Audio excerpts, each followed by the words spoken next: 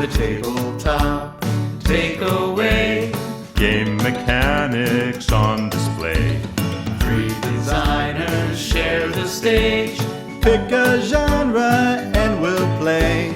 The tabletop takeaway. Welcome back to the Tabletop Takeaway. I'm Ananda Gunaratna.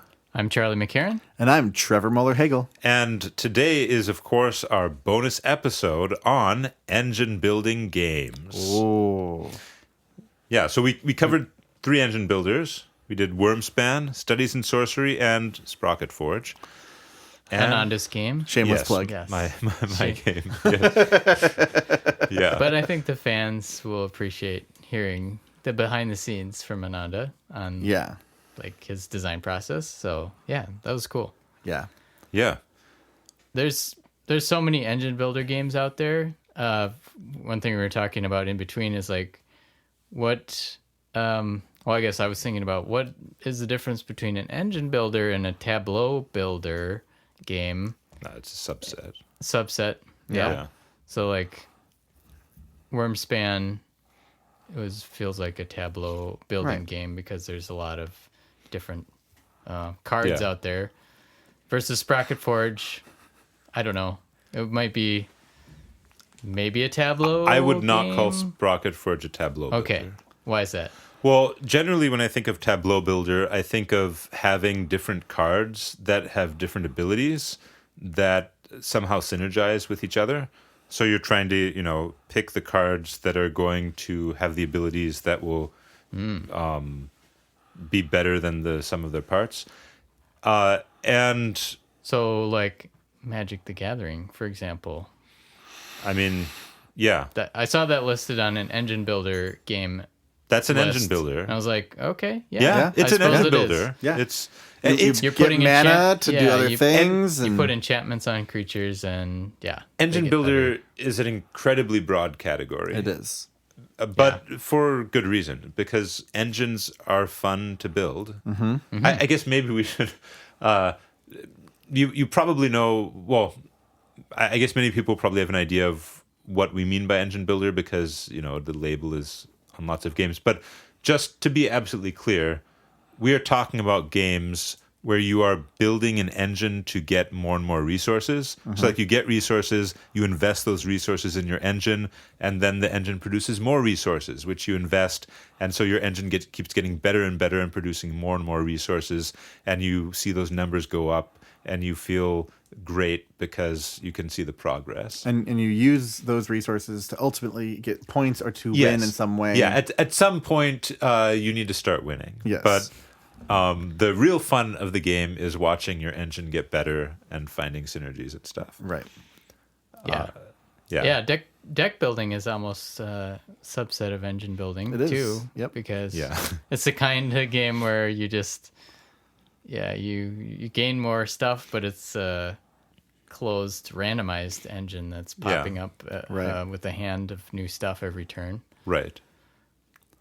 And so I was one of the games I was going to propose for this series was called Arcane Academy, and what I love about that game is it's very simple. It's like if you took Studies in Sorcery, combined it actually a little bit with Sprocket Forge, and then reduced it in complexity by about 75%. So it's like it's a very, very simple game, but it has cards that go into your tableau that you can activate abilities with, or there may be one-time effects, etc. And then you have this grid board that you add new spell effects onto, and you can chain them together and do certain things. Mm-hmm. And so, like, they have a lot of things going on. I don't know if I'd call it a tableau builder. It does have some of that in there, but it does have a lot more Sprocket Forge style of kind of more abstract pattern creation, and then you also do destroying of your engine as well. So I think, there's another kind of subset there that I think might be emerging as well, which I think is really cool. Yeah. Yeah, and you're making me think about one of the main just features that make these fun is finding combos. Yeah. Yes. And any game like Magic, for example, where you're trying to figure out as many possible combos. Yep. And then this will synergize with this, and this will happen, and then this could happen. Mm-hmm. Yeah. this will get my mana up there faster. And Yeah, Yeah, looking for those keywords that match. yeah, Right. Yeah. Yep. I guess one thing about all three games we picked, Wormspan and Studies in Sorcery and Sprocket Forge, was they're all kind of about like recipe fulfillment a little Yes. bit too. Each one has cards that, You need certain ingredients to play the cards. Yep. Right. Yep. Or certain resources. Yeah. Yeah, and I haven't really thought about that too much, but I think when you have multiple types of resources, suddenly it becomes a recipe game versus just a mainstream monetary resource like Dominion, Yeah. where you just have gold. Gold gets you more things. Yeah. Or like Machi Koro. Right, Where it's right. literally just It's just money. It's just money. Yeah, and it's really interesting, like having a more dynamic resource pool to me, and I didn't realize that was something I'd maybe want to look into more too with engine builders. But yeah, it's really cool seeing how many ways you can take engine builders and run with it, and you still have a fun game because you have that core investment into the engine. Yeah. Seeing it reap what it does, and like no matter what, it's gonna work. It's gonna create something. It just may not be as good as your opponent's. Yeah. Something that I wanted to ask you guys about is, one of the features of engine builders is that you get better and better, and it's often snowballs into like something huge. But how do you think different games handle that? Like with snowballing, because something with these kind of games, you don't want it to snowball so much that everything's just too easy and the game just goes out of control. And I mean, you want to end the game at that point, right? Right. You want to let the person have one round where it's absolutely incredible and they do this amazing thing and it goes off and it's so cool. Everyone claps. Yeah, and then the game should be over. Yeah. You don't want 2 rounds of that. Let alone 5 rounds of that. yeah. Yeah, I mean, And- you want them to do the cool thing. Yep. But only once. But ideally, if the issue might be if someone got a slow start, maybe they don't get their Yeah. Might not. gigantic turn before the other player ends Yeah. it. So, at least a feature of these games is that, like, you usually, if someone ends the game, you get at least one more turn after them. Yeah. Yeah, I think that's a good kind of natural solution too, because like with Sprocket Forge, you get to that certain point threshold, and Yeah. then everyone has another turn. I think like instead of having it be, Studies in Sorcery has a cutoff exactly when it's over too. Yeah. I mean, I kind of like having a cutoff also. It's, Yeah, it's plannable. plannable. You can see the end coming. It does add some urgency because you can't delude yourself into thinking, oh, the game's going to last forever and my engine will get so big. It's like, okay, no, I know how many rounds are left. Yeah, I can count the actions I have. but Yeah, it's interesting, and because Wormspan 2 has 4 rounds, Right. and each round has a very specific ending point. Like, there's like a goal you're going for in this round. So Yeah. each round felt a little different. Yeah, that's really interesting because Wormspan had technically 6 actions per round Well, unless you're Charlie. player, unless you're Charlie or Trevor. Yeah, That one time, oh my goodness.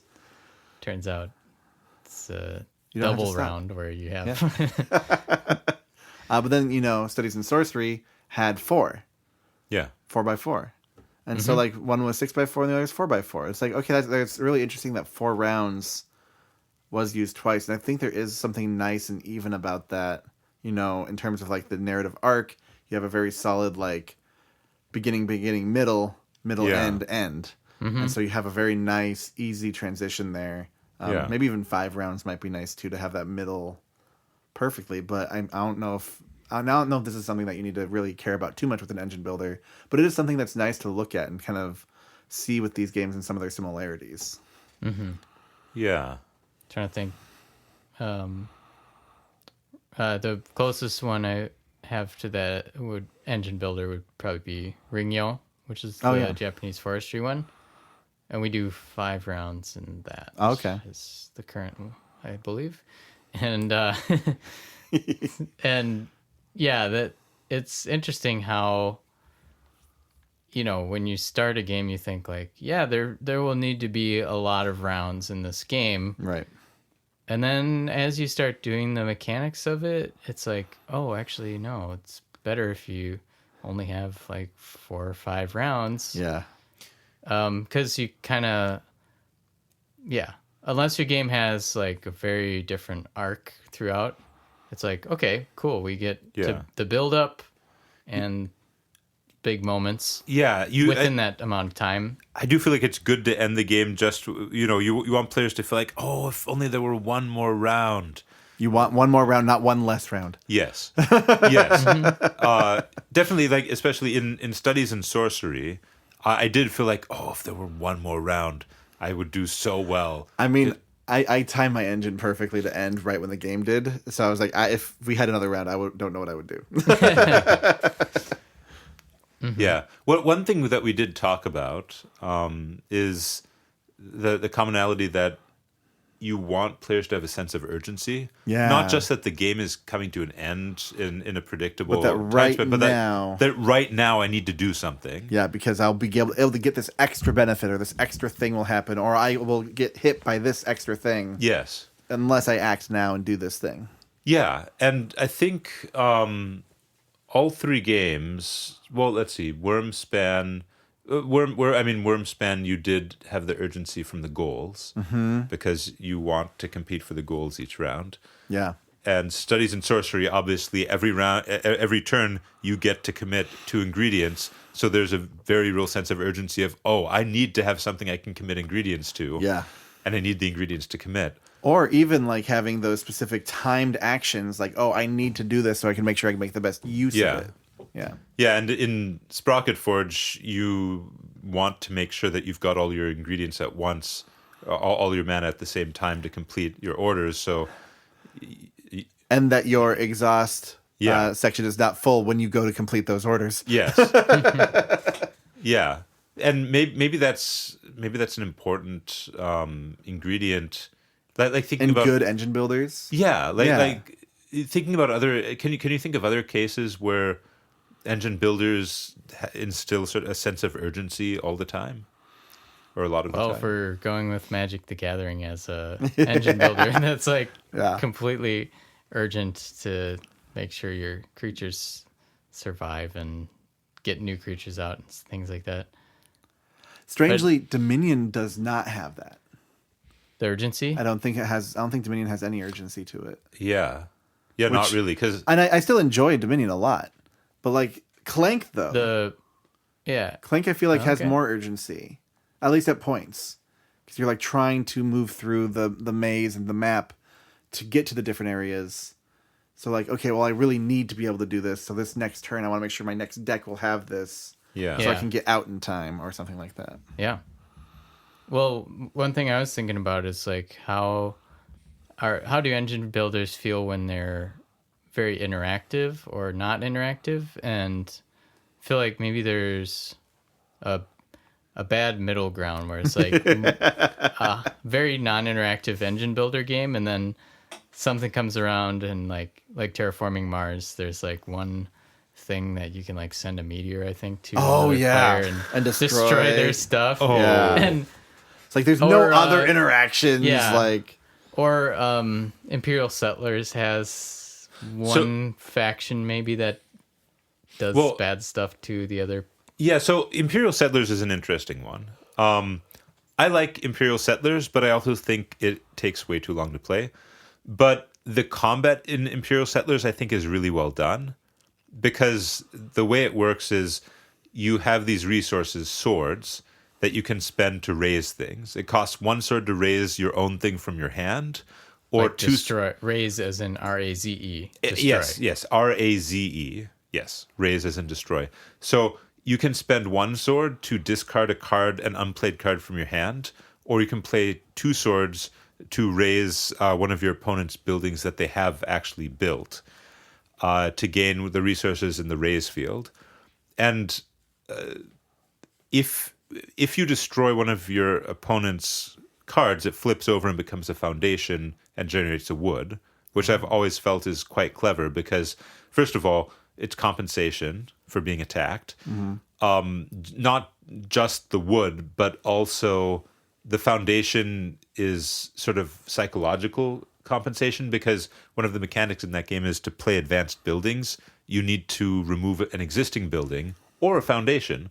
So if your building's been destroyed, well, that's a foundation. So now you no longer have to make the agonizing choice of which building to get rid of to make your advanced building. You just use the foundation. So That's smart. Yeah, it's not actually. Sorry, go ahead. Yeah, no, it still feels kind of bad because you're losing part of your engine. Right. But it is a way to like keep someone in check if they're like running away with the victory, I guess, too. Yeah.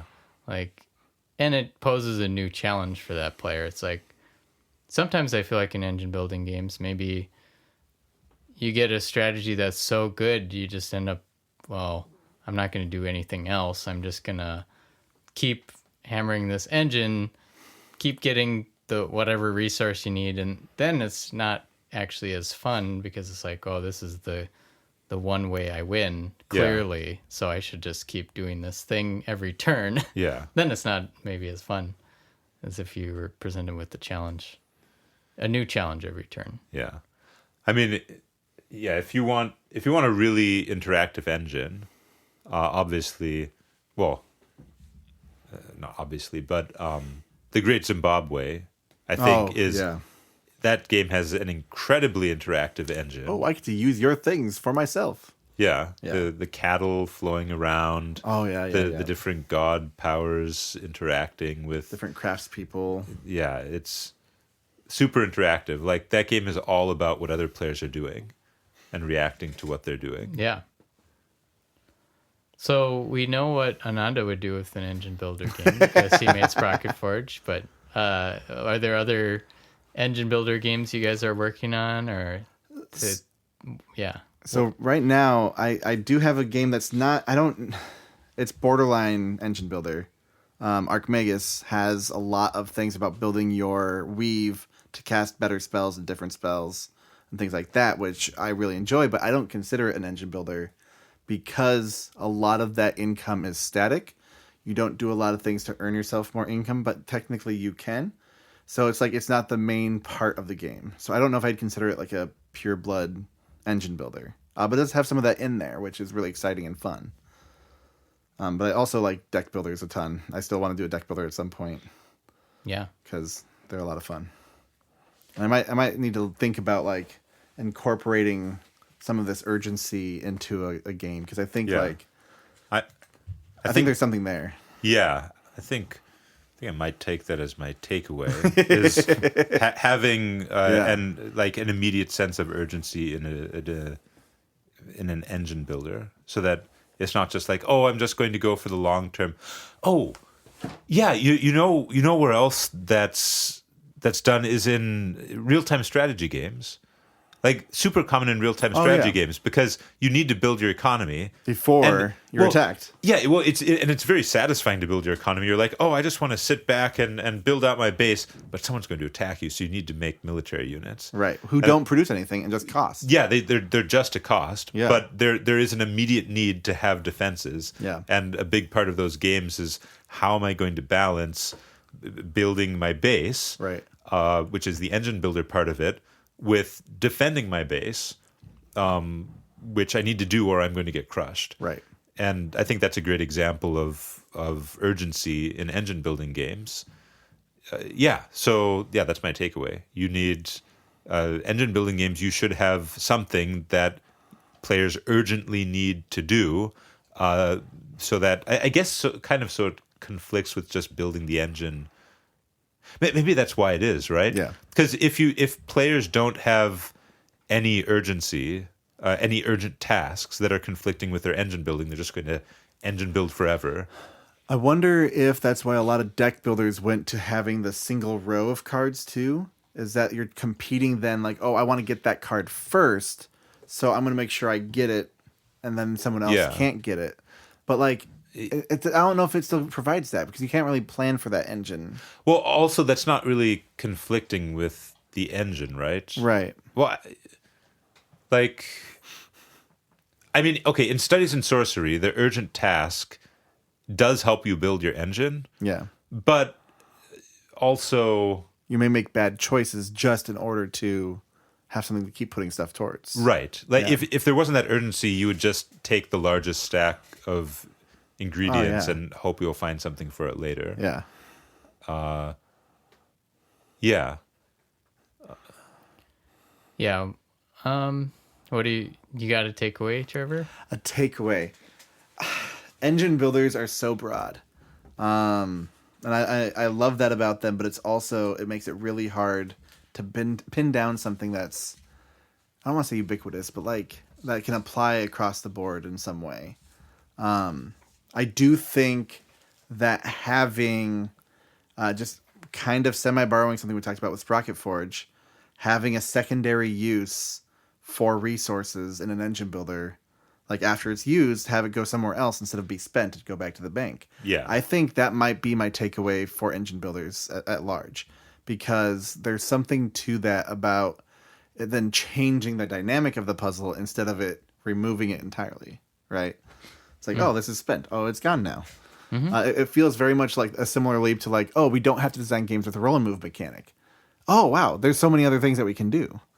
And so it feels like that kind of realization that like, oh, that money, that resource can become something else in this game. And what could that become then? And then maybe has a third form or something that we don't even think about yet. Yeah. Evolution. Yeah. Sorry, thinking more. I was just thinking more about engine builders. Yeah. That I've been working on lately.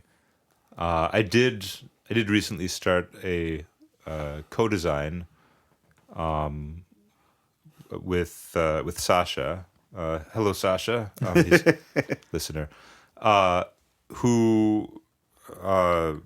So in this game, you have a civilization of 9 cards. And it's sort of a probability farming type thing, which is a flavor of engine building. Yep. Where you roll dice and activate cards, and they produce resources between the cards, and then other cards can consume those resources. Oh. So yeah, very very simple probability farming game where resources are stored between cards and can be used by either card that neighbors them. Sounds cool. That does sound cool. Yeah. Is it using 2d6 type thing or for the probability farming? It's 2d6. Yeah. Poor Charlie. What? He just wants anything but 2d6. You don't like 2d6? No, you've said that in before. that episode, we just were trying to rack our brains. Like, is there any other games that use probability 3d6. farming? There probably is a 3d6. I was working on one for a while. Yeah. Yeah. Nice. That's right. Yeah. What is my takeaway from engine building games? It's so easy. Just realizing that, there are so many subsets of engine building games. I think in my head I was thinking of them more as like like ones that we played, like Wormspan and Wingspan type games where you're building the tableau. But yeah, I think maybe my takeaway is having combos for players to find and discover, and like learning how to succeed at the engine is like the key to the fun. Oh, sure. Like, to me, the key to the fun of those games isn't like, ooh, I get resources. Maybe I'm predisposed to not liking necessarily just like get resources, fulfill orders. It's like, no, what's the cool thing around that? Right. That each game has. Like Sprocket Forge is the gears and like figuring out how the puzzle will work Yeah. and getting better at that. So That was a very meandering takeaway. Yeah, I've been there. It's kind of late, so. So for engine builders and combos, what do you think would be a good way to approach that from a design standpoint? You want to have combos in the game. Do you specifically design this card to work with this card really well? Or do you try to make it more organic and like think of all these different things that could be done and see how they start to play together? Well, the easy way to do it is with tags. So like you give cards a tag, so like you've got, I don't know, Fire cards. Yeah, or like you have Peter the Pigeon. He's Who's a firemancer. Oh, wait. sure, yeah, Peter the Pyromancer Pigeon. He counts as a wizard and a pigeon. Yep. Or maybe a bird. Pigeon's probably too specific. And then you have a card which increases the maybe this is a combat game. Sure. It increases the strength of all birds. And well, I guess if it's an engine builder, probably Each bird gets 1 fire point. Oh, and that's a pyromancer. Yeah, and maybe birds. maybe strength affects combat, but also strength allows them to do more heavy labor. So now Now you can put Peter the pyromancer pigeon in the work camp to earn you some salt stone. mine. Send What him to kind the of salt game mine. is this? But It's also Okay, very just- meandery. Listeners out there, we want to hear what you're going to do with Peter the Pyromancer Pigeon game. That's the challenge for this month. send him There in we the go. salt mines. make him work for his living. Yeah, The worker placement it's a game about the salt trade in in the pigeon world. in the animal kingdom. I do want a game about pigeons now after reading this book, 10 Birds That Changed the World. And one of them is pigeons. I believe it. Because of all their powers of delivering messages, and like they were used for codes Yeah. way longer than you'd think, because they were sometimes more reliable than like radio or something like that. Wow. Yeah. So anyways, Sorry, Anyway. I derailed that explanation a little bit, but essentially, the easy recipe is tag things with Yeah. keywords, and then have abilities that reference those keywords. Like Terraforming Mars, Yeah. Arc Nova. yeah, that's a really easy way to do it For sure. I think think that's what Wormspan does. They have a simple tag with like, Yeah. age of the dragon, and then also the Yeah. Another emotion. Yeah, although do they combo with other things that because of what their tags are in that game? sometimes. Sometimes I had one that said does not want to be near aggressive dragons. Yeah. And so Oh, it's sure, like yeah. things are calling out that's specific easy. things. There's also action-based triggers. So like whenever X happens, do Y. Sure.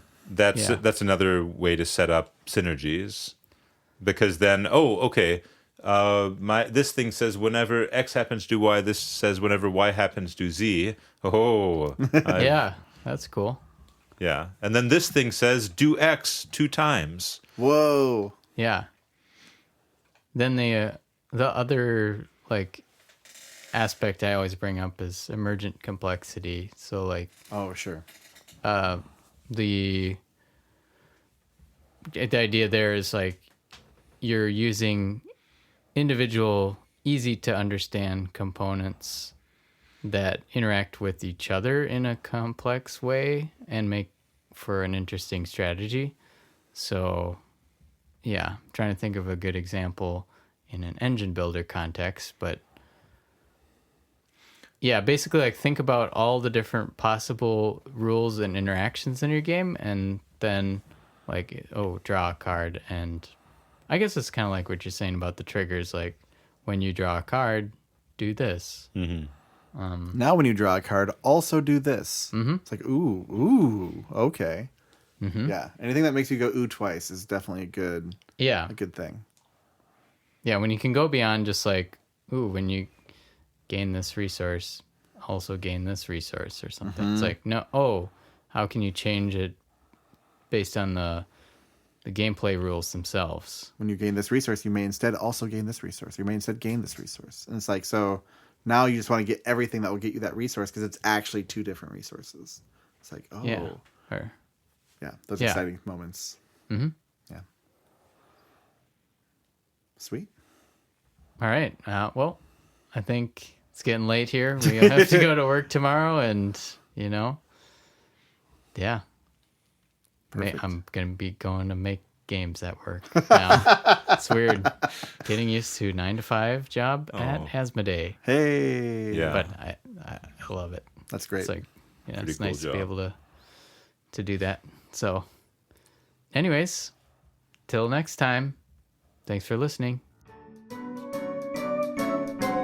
Hey, thanks for listening to The Tabletop Takeaway. This podcast is made possible by listeners like you. So please tell your friends and visit our website at thetabletoptakeaway.com, where you can suggest games and mechanics for us to cover next on the show.